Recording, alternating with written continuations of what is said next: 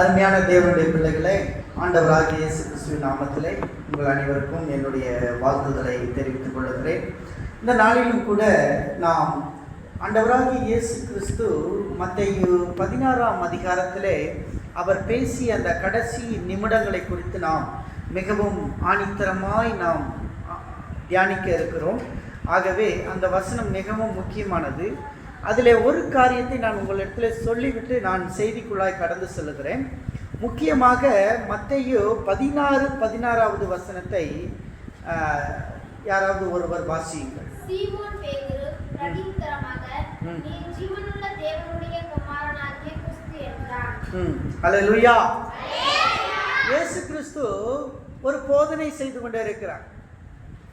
அப்பொழுது அவர் சொல்லுகிறார், புளித்த மாவை குறித்து எச்சரிக்கையாக இருங்கள் என்று சொல்லுகிறார்.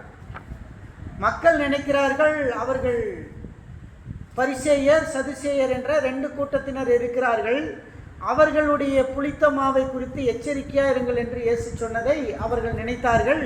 அவர்கள் ஏதோ ஒரு மாவை வைத்து வியாபாரம் செய்கிறார்கள் போல நினைத்தார்கள். ஆனால் அது உண்மை அல்ல. அது புளித்த மாவு என்று சொல்லும் பொழுது அது ஒன்றுக்கும் உதவாது, சாப்பிட ஆகாது. ஒரு மாவு புளித்து விட்டால், நம்ம இன்றைக்கி தோசை சாப்பிட்றோம், மாவு புளிச்சிருச்சுன்னா கடையில் ஒரு நேரம் தோசை போய் சாப்பிட்றோம். ஹோட்டலில் சாப்பிடும்போது மாவு புளிச்சிருச்சு, ஹோட்டல்காரன்ட்ட சொல்கிறோம், என்னங்க புளிச்ச மாவில் தோசை சுட்டு கொடுக்குறீங்கன்னு கேட்குறோம். புளிச்ச மாவில் போய் இட்லி சுட்டு கொடுக்குறீங்களான்றோம். அம்மாவே வீட்டில் ஏதாவது தப்பி தவறி புளித்த மாவை கொடுத்துட்டா பசங்கள்லாம் சேர்ந்து, ஏம்மா என்னம்மா அது புளிச்ச இட்லியை கொடுத்துருக்குற அப்படின்னு கேட்குறான். இந்த அளவுக்கு இருக்கும் பொழுது இந்த புளித்த மாவு என்று சொல்லும் பொழுது துர் உபதேசத்தை குறிக்கிறது, தீமையான உபதேசம். இந்த துர் உபதேசம் நம்முடைய சபைகளில் நிறைய இருக்கிறதை நாம் பார்க்கிறோம். நிறைய சபைகளில் நிறைய துர் உபதேசங்கள் வந்து கொண்டிருக்கிறது. இந்த துர் உபதேசத்தை குறித்து எச்சரிக்கையாக இருக்க வேண்டும். வேதத்தின் அடிப்படையில் எந்த உபதேசத்தையும் ஏற்றுக்கொள்ளலாம். ஆனால் வேதத்தின் அடிப்படையில் இல்லாமல் நிறைய துர் உபதேசங்கள் வந்து கொண்டு இருக்கிறது நமக்கு நிறைய தெரியும். நிறைய ஊழியர்கள், ஃபால்ஸ் ப்ராஃபிட்ஸ் நிறையா வந்திருக்கிறார்கள். சினிமா பாடல்களை எடுத்து வைத்து அதில் ஆண்டவருடைய பாடலை சேர்த்து பாடுகிற துர் உபதேச துர்போதகர்கள் நிறைய பேர் இருக்கிறார்கள். ஆனால் இந்த இடத்துல அவர் அதை சொல்லிக்கொண்டே சொல்லுகிறார், என்னை மக்கள் என்ன சொல்லுகிறார்கள் என்று கேட்கிறார். என்னை மக்கள் என்ன சொல்லுகிறார்கள் என்று. அதற்கு மக்கள் சொன்னார்கள், உம்மை தீர்க்கதரிசின்றாங்க, சிலர் உம்மை எலியான்றாங்க, சிலர் உம்மை மோசேன்றாங்க, சிலர் உன்னை மெசியா என்கிறார்கள், சிலர் உம்மை யோவான் ஸ்நானகன் என்று சொல்லுகிறார்கள் என்றெல்லாம் மக்கள் சொன்னார்கள். அப்போ இயேசு சீசர்களை பார்த்து சொன்னார், நீங்கள் என்ன சொல்கிறீங்க, என்ன நினைக்கிறீங்க? அல்லேலூயா.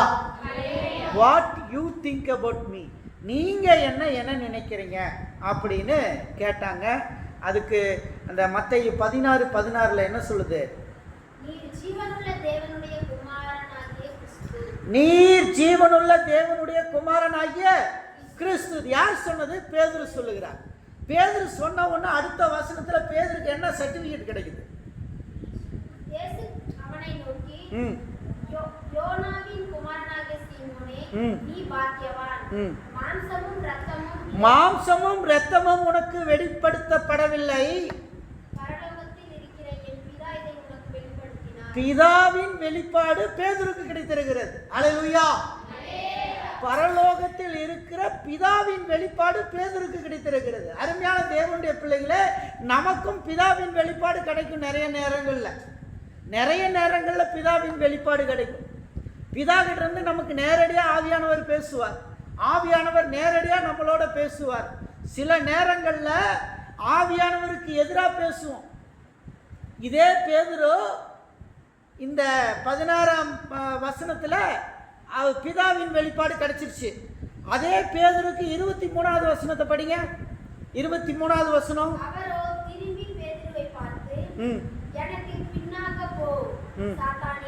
பேதுருவை பார்த்து என்ன சொல்றாரு? எனக்கு பின்னாக போ சாத்தானே, நீ எனக்கு இடரலாய் இருக்கிறாய். எத்தனை வசனத்துக்கு பின்னாடி? எத்தனை வசனம்? 6 வசனத்துக்கு பின்னாடி யார் வந்தது? சாத்தான் வந்துட்டான். ஒரு மனுஷனுக்குள்ள கர்த்தரின் சிந்தனைக்கும் பிசாசின் சிந்தனையும் எந்த நேரமும் வரும். அது நம்ம எல்லாருக்குமே இருக்கும். எனக்கு பின்னால போ சாத்தானேன்னு சொல்லி பேதுருவை பார்த்து சொல்றாரு. அதுக்கு முன்னாடி உனக்கு மாம்சம் ரத்தம் வெளிப்படுத்தலப்பா, உனக்கு பிதாதான் வெளிப்படுத்திருக்காருன்னு. அல்லேலூயா. சில நேரங்களில் நமக்கு பிதாவின் வெளிப்பாடு வரும், இடையில திடீர்னு யாருடைய வெளிப்பாடு கிடைக்கும்? சாத்தானுடைய வெளிப்பாடு கிடைக்கும். இந்த ரெண்டையும் நம்ம எடுத்துக்கிட்டு இந்த உலகத்தில் வாழ்ந்துக்கிட்டு வர்றோம். ஆனால் இயேசு கிறிஸ்து என்ன சொல்றாரு தெரியுமா? ஒருத்தன் என்னை பின்பற்றி வரணும்னா அது சாதாரண காரியம் இல்லை. இயேசுவை பின்பற்ற ஒருவன் விரும்பினால், ஃபர்ஸ்ட் டாபிக் நான் இன்னைக்கு பேச போறேன். நீங்கள் இயேசுவை பின்பற்ற விரும்பினால் நீங்க என்ன செய்யணும்? படிங்க, மத்தேயு 16:24 வசனத்தை படிங்க.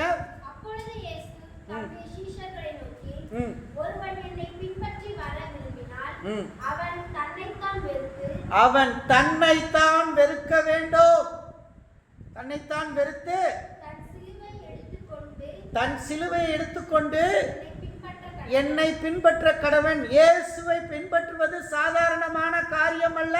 உன்னையே வெறுத்து விட்டால் தான் இயேசுவை பின்பற்ற முடியும். உன்னையே வெறுப்பது என்றால் என்ன? உன்னுடைய சுயநலங்களை வெறுக்க வேண்டும். உனக்கு என்ன இந்த உலகத்தில் பிரியமா இருக்கிறதோ அது உன்னுடைய சத்துரு. நீ எதை பிரியமாய் அதிகம் நேசிக்கிறாயோ அது உன்னை விட்டு எடுபட்டு போகிவிடும். இது தெரியுமா? உன் கணவனை இயேசுவுக்கு கொடுக்க வேண்டிய இடத்தை உன் கணவனுக்கு கொடுத்தீங்கன்னா கணவனை கர்த்தர் எடுத்துக்குவார். உங்க அப்பாவுக்கு இயேசுவுக்கு கொடுக்க வேண்டிய இடத்தை உங்க அப்பாவுக்கு கொடுத்தீங்கன்னா உங்க அப்பாவை கர்த்தர் எடுத்துக்குவார். இயேசுக்கு கொடுக்க வேண்டிய இடத்தை உன் பிள்ளைக்கு கொடுத்தீங்கன்னா உன் பிள்ளையை கர்த்தர் எடுத்துக்குவார். அப்ப இயேசுக்கு கொடுக்க வேண்டிய இடம் முதல் இடம், first preference. seek ye first as the kingdom of God. முதலாவது தேவனுடைய ராஜ்யத்தையும் அவருடைய நீதியையும் தேடுங்கள், அப்பொழுது இவைகள் எல்லாம் உனக்கு கூட கொடுக்கப்படும். இயேசுவுக்கு முதல் இடங்க. கர்த்தர் ரொம்ப சுயநலக்காரர் தான். அவருக்கு தான் ஃபர்ஸ்ட் பிரிஃபரன்ஸ். நீ எந்திரிச்சாலும் அவரையே நினைக்கணும், நீ உட்கார்ந்தாலும் அவரையே நினைச்சிட்டு உட்காரணும், நீ வண்டியில போனாலும் அவரையே நினைச்சிட்டு போகணும். நீ முதல் இடம் யாருக்கு கொடுக்கணும்? இயேசுவுக்கு கொடுக்கணும். ரெண்டாவது இடம் உன் கணவனுக்கு கொடுத்தாலும் சரி, உன் பிள்ளைகளுக்கு கொடுத்தாலும் சரி, உங்க அப்பா அம்மாவுக்கு கொடுத்தாலும் சரி, கர்த்தர் அவர்களை ஆசீர்வதிப்பார். ஆனால் இயேசுவுக்கு கொடுக்கும் இடத்தில் வேற ஒருவரை கொடுத்து நீ பிடித்திருந்தால் அவர்களை உன்னை விட்டு தூக்கி எறிந்து விடுவார், உன்னை தூக்கி எறிஞ்சிடுவார். ஆண்டவர் பிள்ளைகள் அவருக்கு முதலிடத்தை வைக்கணும். ஒருவன் என்னை பின்பற்ற விரும்பினால் அவன் தன்னையே வெறுக்க வேண்டும். தன்னையே வெறுக்க வேண்டும். தன்னைத்தான் வெறுத்து தனக்கு இருக்கிற ஆசாபாசங்கள், சந்தோஷங்கள், உலக மேட்டிமைகள் எல்லாத்தையும் வெறுக்க வேண்டும். வெறுத்து இயேசுவை பின்பற்ற வேண்டும். அது ஒரு சிலுவை, அது பாடுகள் நிறைந்தது. இயேசுவின் சிலுவை மரணம் எப்படி இருந்தது? பாடுகள் நிறைந்தது. கிறிஸ்டியன் படிச்சிருக்கீங்களா? ஜான் பென்னியன் அப்படின்னு ஒருத்தர், ஒரு ஊழியக்காரர். அவர் ஒரு கனவு கண்டார். அவர் கனவு கண்ட அந்த கனவை ஒரு புக்காக எழுதினார். அந்த புக்குக்கு பேர் பில்கிரிம் ப்ரோக்ரஸ். பில்கிரிம் ப்ரோக்ரஸ், மோட்ச பிரயாணம் அப்படின்னு அந்த புக்கு. அந்த புக்கில் அந்த கிறிஸ்டியான் என்ற ஒரு கதை பாத்திரம், அந்த கிறிஸ்டியான் தன்னுடைய முதுகிலே ஒரு பாவ மூட்டையை தூக்கி கொண்டு இருப்பான். நீங்கள் யூடியூப்லாம் படம் பார்க்கும்போது அந்த படத்தை பாருங்கள். பில்கிரிம் ப்ரோக்ரஸ்னு ஒரு படம் இருக்குது, பாருங்க அந்த படம் எப்படி இருக்குது. அந்த காலத்தில் அவ்வளோ தத்ரூபமாக எடுத்திருக்கிறார்கள். அவருடைய கனவை அவர் ஒரு புக்காக எழுதுகிறார். ஜான் பென்னியன். ஜான் பென்னியன் எழுதின அந்த புஸ்தகத்தை அதை படமாக்குகிறார்கள். படமாக்கும் பொழுது ஒரு பாவ மூட்டையை சுமந்து கொண்ட ஒரு கிறிஸ்டியன் அவன் எப்படி அந்த மூட்டையை சுமந்து கொண்டு பாடுபடுகிறான் என்பதை அதில் தத்ரூபமாக காட்டுவார்கள். பல இன்னல்கள், பல போராட்டங்கள் இந்த உலகத்தில். எல்லாத்தையும் ஜெயிச்சு ஜெயிச்சு ஜெயிச்சு கடைசியாக சிலுவையை பார்த்துருவான். கடைசியாக சிலுவையை பார்க்கும்போது இயேசு அங்கே தொங்கிட்டு இருப்பார். அந்த சிலுவையை பார்த்து இவன் மேலே ஏறும்போது அந்த பாவ மூட்டை கல்லண்டு கீழே விழுகும். அது ஒரு தத்ரூபமான ஒரு காட்சி. அதுதான் இயேசுவை பின்பற்றுவது என்பது சாதாரணமான காரியம் அல்ல. நீ இயேசுவை போல மாற வேண்டும். நீ இயேசுவை போல மாறிவிட்டால் இந்த பூமியில் உனக்கு இடம் இல்லை. அல்லேலூயா, அல்லேலூயா. நம்முடைய முன்னோர்களை ஏன் தேவன் சீக்கிரமா எடுத்துக்கிட்டார்? தேவ பிள்ளைகளை அவங்க தாத்தா பாட்டிகளை முன்னாடி சீக்கிரமா எடுத்துக்கிட்டார். ஒருவன் கிறிஸ்துவை போல் மாறிவிட்டால் அவனுக்கு இந்த பூமியிலே இடமில்லை. ஒருவன் கிறிஸ்துவை போல மாறிக்கொண்டே இருப்பதினால் தான் நம்ம இந்த பூமியில இடம் இருக்குது. நமக்கு நம்ம இயேசுவை போல மாறிட்டோம்னு வச்சுக்கோங்க, அடுத்த நிமிஷம் நம்ம இயேசப்பா நம்ம இந்த பூமியை விட்டு எடுத்துக்குவாங்க. இதுதான் உண்மை. அதனால தன்னைத்தான் வெறுத்து, இதே வசனம் லூக்கா 9:23 இருக்கு, படிங்க. லூக்கா 9:23 படிங்க.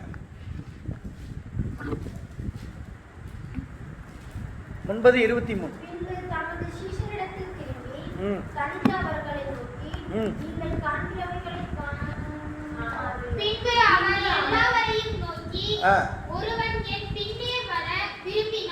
ஒருவன் என் பின்னே வர விரும்பினால், யார் பின்னே வர விரும்பினால்?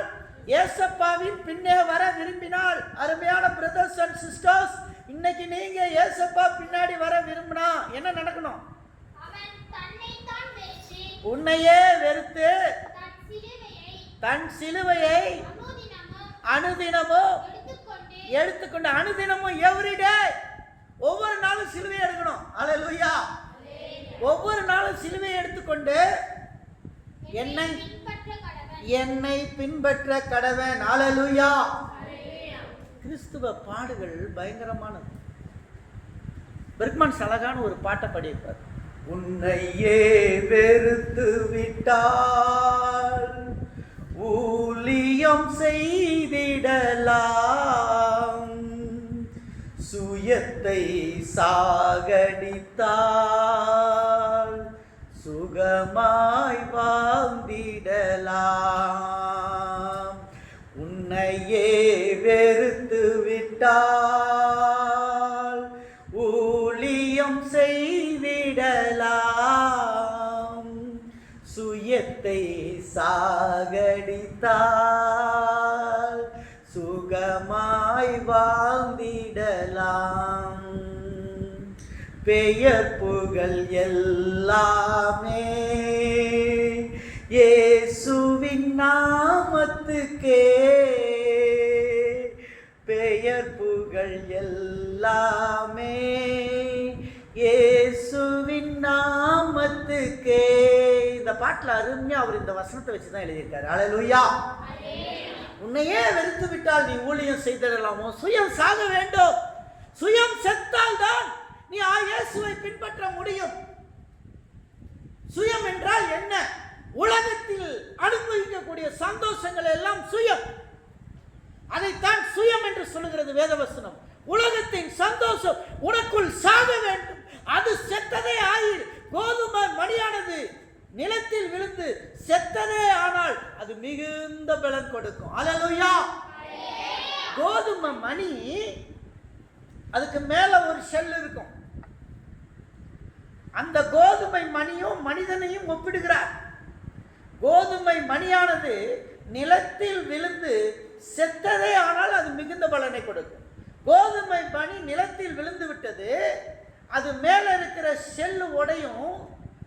பூமியினுடைய வெப்பநிலைக்கு அந்த ஷெல் உடைஞ்சு உள்ள இருக்கக்கூடிய ஒரு லேயர், மேல் லேயர் உடைஞ்சு அடுத்து உள் லேயருக்குள்ள இருந்து ஒரு விதையானது முளைத்து வரும். அந்த விதை முளைக்கும். அந்த கோதுமை செத்தாதான் மிகுந்த பலனை கொடுக்கும்னு வேதவசனம் சொல்லுகிறது. இன்னைக்கு நம்முடைய ஆவி, ஆத்துமா, சரீரம், நமக்குள்ளே 3 இருக்கிறது. ஆவி இருக்கிறது, ஆத்துமா இருக்கிறது, சரீரம் இருக்கிறது. இந்த ஆவி, ஆத்துமா, சரீரம், இந்த சரீரம் வெளிப்படையானது. இது மண்ணுக்குள் விழுந்து செத்துவிடும். அடுத்த ஆன்மா இருக்கிறது. ஆன்மா சரீரத்துக்கும் ஆவியோடும் தொடர்புடையது. அதுவும் செத்துவிடும். செத்த பிறகு இந்த ஆவி இருக்கிறது பார், அது உயிரடையும். அதுதான் கோதுமையோடு மனிதனை ஒப்பிட்டிருக்கிறார்கள். அல்லேலூயா. அல்லேலூயா. அந்த கோதுமை நம்முடைய இன்னர் மேன், நம்முடைய உள்ளான மனிதன். நமக்குள்ள 3 வட்டங்கள் இருக்கிறது. இந்த முதல் வட்டம் எதை குறிப்பிடுகிறது? கோதுமையினுடைய வெளிப்புறத்தை குறிப்பிடுகிறது. 2வது வட்டம் நம்முடைய ஆன்மாவை குறிப்பிடுகிறது. 3வது வட்டம் நம்முடைய ஆவியை குறிப்பிடுகிறது. இந்த ஆவி என்பது அழியாது. இந்த ஆன்மாவும் அழிந்துவிடும், இந்த சரீரமும் அழிந்துவிடும், ஆவி என்பது அழியவே அழியாது. ஆவியானது யார் கொடுத்தார்களோ அவர் இடத்துக்கு போகும். யாரு நமக்கு ஆவியை கொடுத்தது? ஆவியை கொடுத்தது யாரு? ஏசப்பா ஆதாமை உருவாக்கி அவனுடைய நாசியிலே தன்னுடைய ஆவியை ஊதினான். அந்த ஆவி நமக்குள் இருக்கிறது. உனக்குள்ளும் எனக்குள்ளும் இயேசுவின் ஆவி இருக்கிறது. அந்த ஆவி அவர்கிட்ட போகும். இந்த உடம்பை எங்க இருந்து எடுத்தாரு? மண்ணில் இருந்து எடுத்தாரு. இந்த உடம்பு எங்க போகும்? மண்ணுக்கு போகும். அதனால இயேசுவை பின்பற்ற விரும்புவது என்பது சாதாரண காரியம் அல்ல. உன்னையே வெறுத்து சிலுவையை எடுக்க வேண்டும். சிலுவை என்பது மகா பாடுகள், சந்தோஷம் அல்ல, சிற்றின்பம் அல்ல. என்னுடைய நண்பனை பார்க்கலாம், நான் ஜாலியாய் சுத்தலாம், நான் ஜாலியாய் போய் என்னுடைய வாழ்க்கையை அனுபவிக்கலாம் என்பது அல்ல. இயேசுவை பின்பற்றுகிற வாழ்க்கை உன்னை வெறுக்கின்ற வாழ்க்கை. உன் உடல் வெறுக்கப்பட வேண்டும், உனக்குள் இருக்கும் சுயம் வெறுக்கப்பட வேண்டும், உன்னுடைய ஆசா பாசங்கள் எல்லாம் வெறுக்கப்பட்டு இயேசுவுக்கு சொந்தமாக வேண்டும். சோ இயேசுவை பின்பற்றுகிறவன் தன்னைத்தான் வெறுத்து அவருடைய சிலுவையை எடுத்துக்கொண்டு பின்பற்ற வேண்டும். அடுத்து இரண்டாவது, தன் ஜீவனை ரட்சிக்க விரும்புகிறவன். ஜீவனை ரட்சிக்க விரும்புகிறவன். முதலில் இயேசுவை பின்பற்ற விரும்புகிறவன். இரண்டாவது காரியம், இந்த ஜீவனை ரட்சிக்க விரும்புகிறவன். இந்த ஜீவன் ரட்சிக்கப்படணும் இல்லையா? ஜீவன் எது? உயிர். ஜீவன் எது? உயிர். இந்த உயிர்ல என்ன இருக்கு? உயிரில் தான் ஆவி இருக்கு. சரி, இந்த உடலுக்குள்ள உயிரை வெளியே எடுக்கணும்னா என்ன பண்ணணும்? என்ன பண்ணலாம்? வேதவசனம் சொல்கிறது, ஆட்டின் இரத்தத்தை அதன் மாமிசத்தோட புசிக்கலாகாது. இரத்தத்தில் உயிர் இருக்கிறது, ஆகவே இரத்தத்தை நீங்கள் புசிக்கலாகாது. இததான் மோசேயினுடைய பிரமாணத்தில் சொல்லுது. நம்ம ரத்தம் சாப்பிடக்கூடாது. ரத்தம் சாப்பிட்டால் நான் நிச்சயமாய் வந்து பலி வாங்குவேன். நிறைய பேர் ரத்த பொரியல் பண்ணி சாப்பிடுவாங்க. ரத்த பொரியல் தின்னுட்டு வந்தாவே ஆக்சிடென்ட் ஆகி செத்து போயிடுவேன். இது பைபிள் படி அதான் சொல்லுது வேதவசனம்.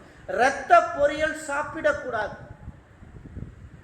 மனிதன் ரத்தத்தை சாப்பிடக்கூடாது. ரத்தத்தில் உயிர் இருக்கிறது, ஆகவேதான் ரத்தத்தில் உயிர் இருக்கிறது. ஆகவே நீ ரத்தத்தை சாப்பிட்டால் நான் அந்த இரத்த பலியை உன்னிடத்திலே வாங்குவேன் என்று வேதவசனம் சொல்லுகிறது. அப்ப இந்த இரத்தத்தில் உயிர் இருக்கிறது. அப்ப இந்த ஆவி எதற்குள் இருக்கிறது? இரத்தத்துக்குள் இருக்கிறது. இரத்த ஓட்டத்தை நிறுத்தி பாருங்கள், என்ன ஆகும்? இந்த உடம்புல ஓடுற இரத்தத்தை ஒன்று நிறுத்திடுங்க ஓடுறத. அப்படி இல்லைன்னா இந்த உடம்புல ஓடிட்டு இருக்கிற இரத்தத்தை வெளியே எடுத்துருங்க. பாடி என்ன ஆயிடும்? செத்துரும். It was dead. அது முற்றிலும் மரணத்தை சந்திக்கும்.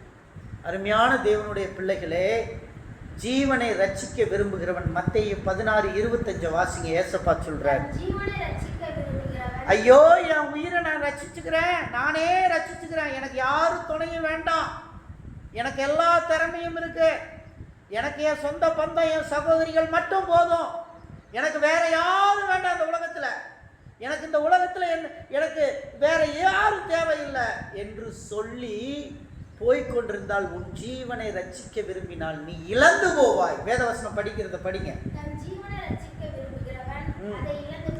இழந்து போவான். ஹல்லேலூயா. If you want to save your life, you will be perish. You will be lose everything. உன் ஜீவனை காப்பாற்றணும் நீ நினைக்கிறேன்னா அதை இழந்துருவ. ஆனா இயேசுவின் நிமித்தம் இழந்து போகிறவன் because of Jesus you lost everything. இயேசுவை ஏற்றுக்கொள்ளும் போது எல்லாரும் நம்மளை விலகி போறாங்க.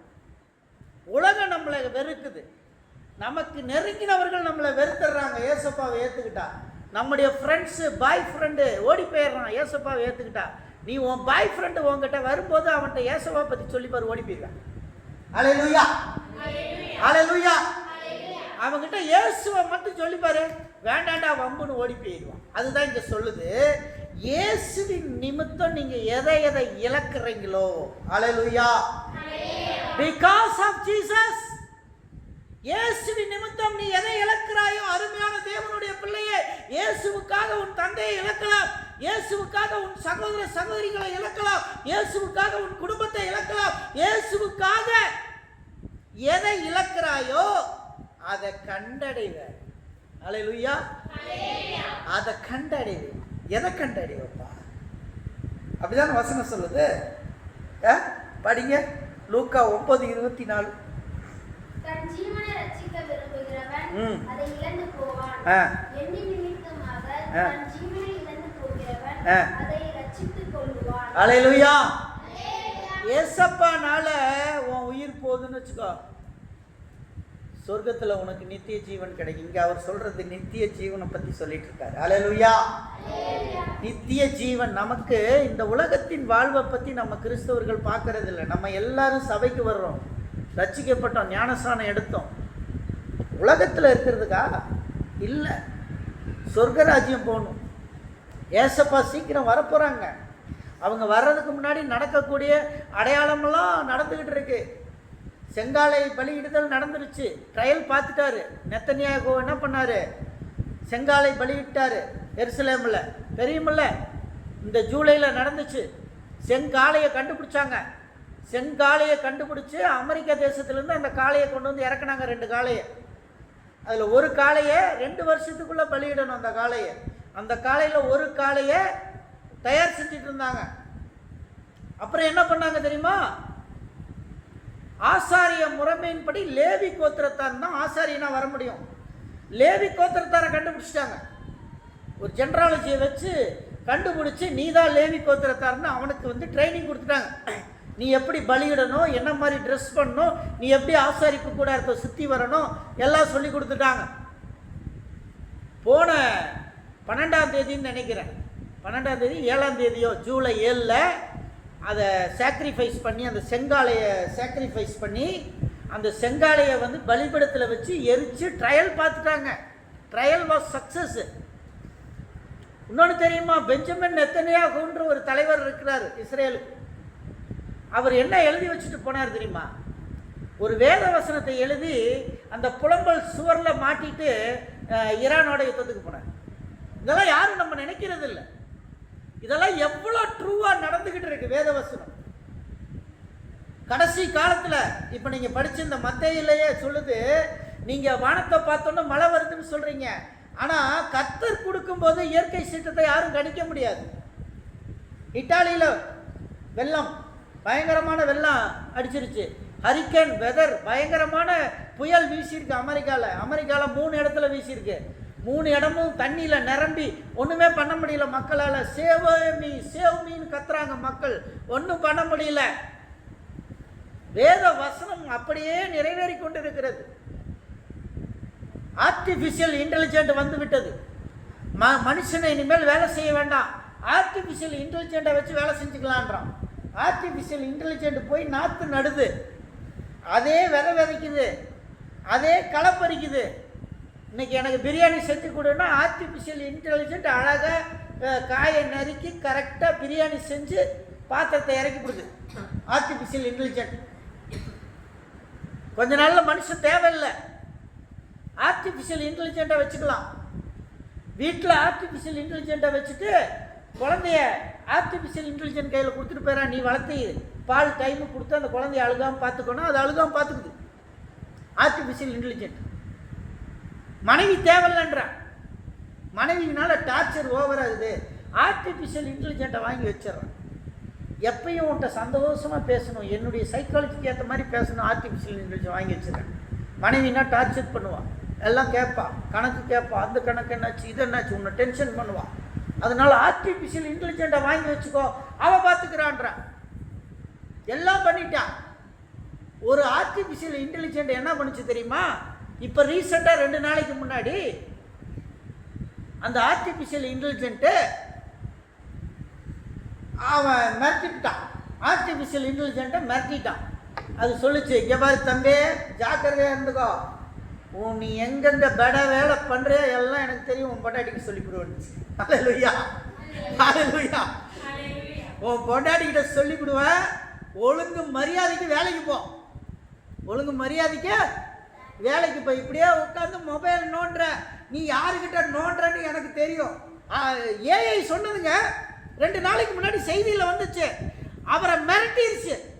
நீ மொபைலை நோண்டி யாருக்கு சாட் பண்ற, யாருக்கு மெசேஜ் அனுப்புற, எல்லாத்தையும் நான் உன் பொண்டாட்டிக்கிட்ட சொல்லிவிடுவேன். ஒழுங்கு மரியாதைக்கு வேலைக்கு போய் சம்பாதிக்க வழியை பாருந்துச்சு. ஹல்லேலூயா. பார்த்துக்குங்க, ஆர்டிஃபிஷியல் இன்டெலிஜென்ட் அவ்வளோ டேலண்டாக இருக்குது. இன்னைக்கு உலகம் அவ்வளோ இதாகிடுச்சு. நம்ம நினைக்கிறோம் ஒன்றும் நடக்காதுன்னு நினைக்கிறோம். ஆர்டிஃபிஷியல் இன்டெலிஜென்ஸ் செய்கிற வேலைகள்லாம் இன்றைக்கி பயங்கரமாக இருக்குது. இன்றைக்கி அதை உருவாக்கி கொண்டு இருக்கிறார்கள். அதை வைத்து எல்லாம் சாய்ச்சிடும். காரை ஓட்டுது, கார் டிரைவரே இல்லாத ஓடக்கூடிய காரை கண்டுபிடிச்சிட்டான். அது ஓடிட்டு இருக்கு அமெரிக்க நாடுகளில். அதே மாதிரி ஆர்டிஃபிஷியல் இன்டெலிஜென்ஸ் கார் ஓட்டுது, கரெக்டாக ஓட்டுது. ஒருத்தர் குறுக்கில் வந்துடா, டேய் அறிகட்டவன் ஏன்டா குறுக்கில் வர போடாத பக்கம் அப்படின்ட்டு நம்மளை மாதிரியே சொல்லுது. அது அந்த அளவுக்கு வந்துருச்சு. உலகம் கடைசி நிலைமைக்குள்ளே வந்துட்டோம். உங்கள் மொபைலில் வாட்ஸ்அப்பை படுப்பீங்களே, வாட்ஸ்அப்பில் ஏஎல் இருக்குது தெரியுமா, ஏஐ இருக்குது தெரியுமா, ஆர்டிஃபிஷியல் இன்டெலிஜென்ட் இருக்கு. நீங்கள் மேலே போய் சர்ச் அமுத்திட்டு ஏதாவது எதை பற்றியாவது தெரியணும் அப்படின்னீங்கன்னா அந்த பேரை நீங்கள் டைப் பண்ணிட்டீங்கன்னா அதை பற்றி எடுத்து கொடுத்துருது. அதை எடுத்து கொடுத்துருது. I want to know about Eruppalli அப்படின்னு அடிச்சிட்டிங்கன்னா அந்த ஏஎல்ல ஏறுப்பள்ளினா என்னன்னு கொடுக்கும். I want to know about Kullampatti, Kullampatti Ivin தாமஸை பற்றி நான் தெரிஞ்சுக்கணுன்னா அது ஏஎல் எடுத்து கொடுக்குது. Kullampatti Ivin Thomas was studying in என்ன ஸ்கூலோ அந்த ஸ்கூலுக்கு காட்டு. ஏஎல் வந்துருச்சு. அவ்வளோ அட்வான்ஸ் சயின்ஸ் வந்துருச்சு. இன்னைக்கு நம்ம நினச்சிக்கிட்டு இருக்கிறோம் இது கடைசி காலம் அப்பா, நித்திய ஜீவனை பிடிச்சிக்கோங்க. ஹல்லேலூயா. நித்திய ஜீவனை கண்டடையுங்கள். இயேசுவுக்காக எதையெல்லாம் இழந்தீங்க? உன் நண்பரை இழந்துட்டீங்க, அவங்களோட உட்கார்ந்து சாப்பிட்ற விருந்தை இழந்துட்டீங்க, அவங்க மட்டன் குழம்பு செய்கிறத நீங்கள் இழந்துட்டீங்க, அவங்க சிக்கன் குழம்பு செஞ்சு கொண்டு வந்து பலியிட்டு கொடுக்குறத நீங்கள் இழந்துட்டீங்க. இதெல்லாம் இயேசுவுக்காக எதெல்லாம் இழந்தீங்களோ அதை 100 உங்கள் நித்திய ஜீவன் உங்களுக்காக காத்திருக்குது. ஹல்லேலூயா, ஹல்லேலூயா. 3வது காரியத்துக்கு நாம் திரும்பி போவோம். 3வது, உலகம் முழுவதையும் ஆதாயப்படுத்தி கொண்டாலும், உலகம் முழுவதையும் ஆதாயப்படுத்தி கொண்டாலும். மத்தேயு 16:26 படிங்க. மனுஷன் உலகம் முழுவதையும் ஆதாயப்படுத்தி கொண்டாலும் தன் ஜீவனை நஷ்டப்படுத்தினால் அவனுக்கு லாபம் என்ன? உலகம் முழுசையும் ஆதாயப்படுத்திக்கலாம். எனக்கு உலகத்தில் எது வேணுமோ எல்லாத்தையும் சம்பாதிச்சிடலாம், பணம் சொத்து எல்லாம் சம்பாதிச்சிடலாம். ஆனால் இந்த ஆவி இயேசுக்குள்ள ரட்சிக்கப்படலைன்னா லாபம் இல்லை. ஹல்லேலூயா.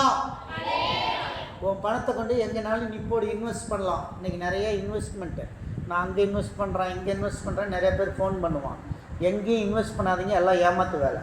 இதெல்லாம் பண்ணிவிட்டு நேற்று பாருங்கள், நிர்மலா சீதாராமன் சொன்னாங்க 21,000 ரூபா போட்டால் இன்வெஸ்ட்மெண்ட்டினுடைய ரேட்டு வந்து 21 லட்சம் கிடைக்குன்னு அந்த அம்மா அட்வர்டைஸ்மெண்ட் பண்ணிச்சு. இந்திய கவர்மெண்ட்டு கடைசியில் அது இல்லைன்னு சொல்லி பான் பண்ணி வச்சுட்டாங்க. எலன் மஸ்க் முந்தானத்து பேசியிருக்கான். இந்த அம்மா சொன்னதை ஃபேக்காக பேசிச்சு, சீஸ் எ ஃபேக் லேடின்னு சொல்லி பேசியிருக்கேன். அதுக்கு இந்த அம்மா வாய்கிலேயே வேறு ஒரு பேச்சை பேசுது. அவன் சொல்கிறான் அவ்வளோ பெரிய கோடீஸ்வரன் அமெரிக்காவில் எலன் மஸ்க்கு. அமெரிக்காவினுடைய அரசியலையும் உலக அரசியலையுமே அவன் தான் வந்து நிர்ணயிக்கிறான். ஏஐயை கொண்டு வர்றதுக்கும் அவன் தான் முயற்சி பண்ணுறான். இந்த மாதிரி ஆர்டிஃபிஷியல் இன்டெலிஜென்ஸ் எல்லாம் வரப்போகுது அப்படின்றதுக்கு முக்கியம் அவனுடைய கம்பெனி தான் அதுக்கெல்லாம் பொறுப்பேற்றுட்டு இருக்குது. அப்படிப்பட்டவன் சொல்கிறான் மக்களை ஏமாத்துறானுங்க. இந்த மாதிரி இன்வெஸ்ட்மெண்ட் ஸ்கீம்னு சொல்லி 21,000 ரூபா கட்டினா உனக்கு 3 வருஷம் கழித்து 20-25 லட்சம் கிடைக்குன்னு சொல்லிட்டேன். அட்வர்டைஸ்மெண்ட் கவர்மெண்ட்டு, ஃபைனான்ஸ் மினிஸ்டர் போட்ட இது. கடைசியில் 2 நாள் கழித்து ஆன்லைனில் அந்த அம்மா கொடுத்ததை அப்படியே அதை விட்ரால் வாங்கி எல்லாத்தையும் மூடிட்டாங்க. அப்படி ஒரு ஸ்கீமே இல்லைன்ட்டு. கடைசியாக பார்த்தா இது அவங்க ஓப்பன் பண்ண ஸ்கீம்னு அவன் ஏஐயில் கண்டுபிடிச்சி அவன் வெளியிடுறான். இதெல்லாம் நடந்துக்கிட்டு இருக்கு இன்றைக்கி. அதனால் ரொம்ப ரொம்ப நம்ம கேர்ஃபுல்லாக இருக்கணும். உலகம் முழுவதையும் நம்ம வாங்கினாலும் விலைக்கு இந்த ஜீவன், இந்த ஆத்மா இயேசுக்குள்ளே இல்லைன்னா நோ கெயின். நோ லாபம் இல்லை, no growth, no investment growth, no finance growth, எதுவுமே கிடையாது. ஹல்லேலூயா, ஹல்லேலூயா. ஆகவே நீங்க உலகத்துல என்னனாலும் செய்யுங்க, என்ன பிசினஸ் என்ன வேலைனாலும் செய்யுங்க, இயேசுவை முன்னாடி வச்சு செய்யுங்க. ஹல்லேலூயா, ஹல்லேலூயா. இயேசுவை முன்னாடி வச்சு செய்யும்போது எல்லா ஆசீர்வாதமும் உங்களை தேடிட்டு வரும். த லார்ட், உன் ஜீவன் உனக்கு நஷ்டமானா உனக்கு லாபம் இல்லப்பா. இந்த ஜீவன் என்பது இயேசுவோடு இருக்கக்கூடிய ஒரு ரட்சிப்பின் வாழ்க்கையை குறிப்பிடுகிறது. இந்த ஜீவன் ஜீவன் நஷ்டமானா என்ன லாபம் இல்லை அப்படின்னா என்ன நமக்கு புரியலையே. ஜீவன் என்பது அந்த ஜீவன் ஒளியாக வந்தார், அந்த ஒளி அந்த ஜீவனுக்குள்ளிருந்து பிரகாசிக்கிறது என்று வேதவசனம் சொல்லுகிறது.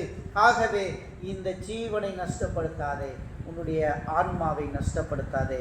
உனக்குள் லாபம் வேணுமா, உன் ஆன்மா லாபம் அடையணுமா, இயேசுவை உள்ள வச்சுக்கிட்டீங்கன்னா லாபம் அடைஞ்சு சொர்க்கத்தில் இருக்கிற சொத்தை போய் பிடிச்சிட்டோம். ஹல்லேலூயா, ஹல்லேலூயா. நான்காவது காரியம் மத்தேயு 16:27, மனுஷகுமாரன் தூதரோடு வருவார்.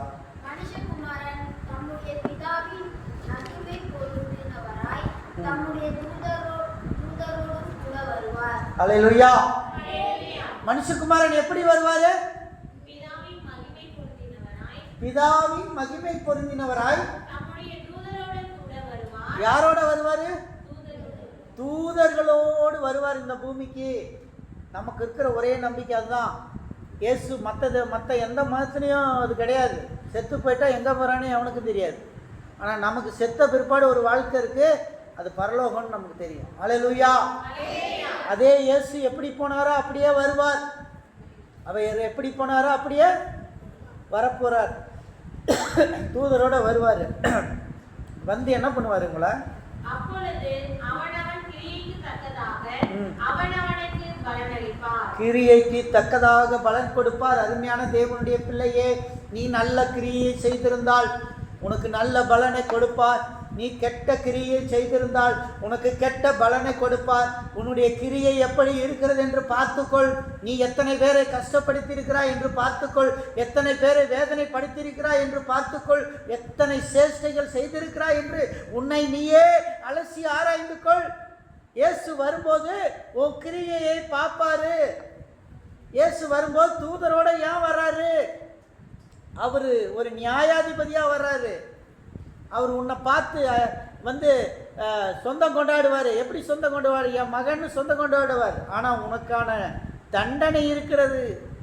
நீ செய்ததுக்கு நல்லது செய்தால் உனக்கு நல்லது இருக்கிறது. நீ தீமை செய்திருந்தால், நீ பாவம் செய்திருந்தால் அந்த பாவத்துக்கு தக்கதான பலனை கொடுப்பதற்காக அவர் வருகிறார். வந்து என்ன பண்ணுவார்? நியாயம் தீர்ப்பார். நாமும் இந்த உலகத்தை நியாயம் தீர்ப்போம். உலகத்தை நம்ம நியாயம் தீர்ப்போம். நம்மளை நியாயாதிபதிகளாக ஏற்படுத்துவார். இந்த ஏறுபள்ளியில் இருக்கிற மக்கள் இயேசுவை ஏற்றுக்கொள்ளாதவனை நீங்கள் நியாயம் தீர்க்க போகிறீங்க. கடைசி காலத்தில் இயேசுவை ஏற்றுக்கொண்ட நீங்கள் உங்களுக்கு முன்னால் மரித்து போன கர்த்தருக்குள் மரித்து போனவர்கள் உட்கார்ந்து நியாயம் தீர்ப்பாங்க. இது நடக்கும், எழுதி வைத்து கொள்ளுங்கள். நீங்கள் ஒருவேளை குள்ளம்பட்டியிலிருந்து வந்திருந்தா குள்ளம்பட்டியை நீங்கள் நியாயம் தீர்க்க போகிறீர்கள். குள்ளம்பட்டியை நீங்கள் அந்த மக்களை நியாயம் தீர்க்க போகிறீர்கள். அன்றைக்கு நீங்கள் தான் நியாயாதிபதி ஸ்தானத்திலே அமர்வீர்கள். உங்களை கொண்டுதான் அவர் நியாயம் தீர்க்க போகிறார். வேத வசனம் அதை தெளிவாக சொல்லுகிறது. நீ எந்த ஊரில் இருக்கிறாயோ அந்த ஊரில் உன்னை கொண்டு அதை நியாயம் தீர்க்க போகிறார்.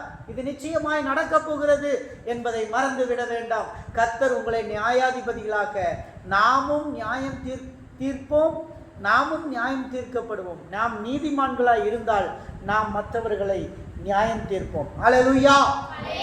வேத வசனம் சொல்லுகிறது, உங்களை நியாயாதிபதிகளாய் அவர் அமர்ந்து கொள்வார். அவர் எல்லாத்தையும் ஒரே நேரத்தில் நியாயம் தீர்க்க மாட்டார். நம்மக்கிட்ட சொல்லுவார், ஏறுபள்ளி நீங்கள் பார்த்துக்கங்க,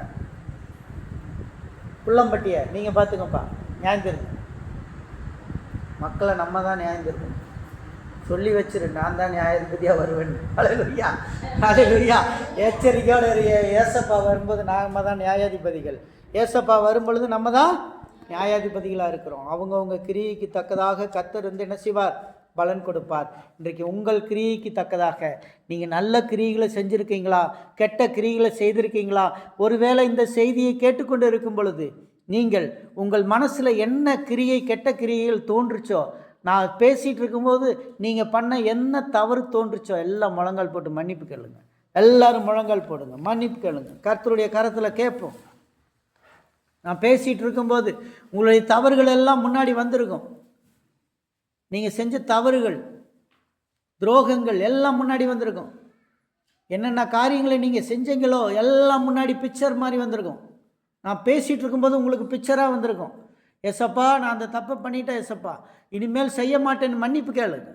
ஏசப்பாட்ட மன்னிப்பு கேட்டு நீங்கள் பெற்றுக்கொள்ளுங்கள்.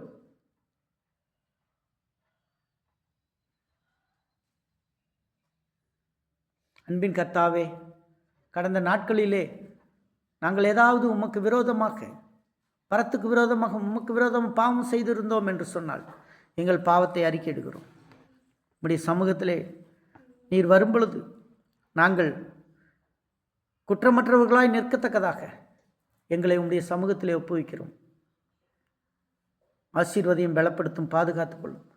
பிள்ளைகள் கொடுத்த காணிக்கையிலே ஆசீர்வதியும். தொடர்ந்து உம்முடைய கிருபையால் வழி நடத்துங்க. நசரேயனாகிய இயேசு கிறிஸ்துவின் நாமத்தில் வேண்டிக் கொள்கிறேன் பரமபிதாவே. என் ஆத்துமாவே கர்த்தரை ஸ்தோத்திரி, என் முழுவதும் பரிசுத்த நாமத்தை ஸ்தோத்திரி. என் ஆத்துமாவே கர்த்தரை ஸ்தோத்திரி, கர்த்தர் செய்த சகல பாரங்களையும் மறவாதே. ஆமேன். நம்முடைய கர்த்தராகிய இயேசு கிறிஸ்துவினுடைய கிருபையும் பிதாவாகிய தேவனுடைய அன்பும் பரிசுத்த அன்யோன்ய ஐக்கியம் சந்தோஷமும் சமாதானமும் இதோ சீக்கிரமாய் வருகிறேன், தூதரோடு வருகிறவரே நீர் வாரும் என்று சொல்லி நாம் எல்லாரும் தேவனுடைய ஆசீர்வாதத்தை பெற்றுக்கொள்வோம். ஆமென். அல்லேலூயா, அல்லேலூயா, அல்லேலூயா. கர்த்தருக்கு ஸ்தோத்திரம், ஸ்தோத்திரம், ஸ்தோத்திரம்.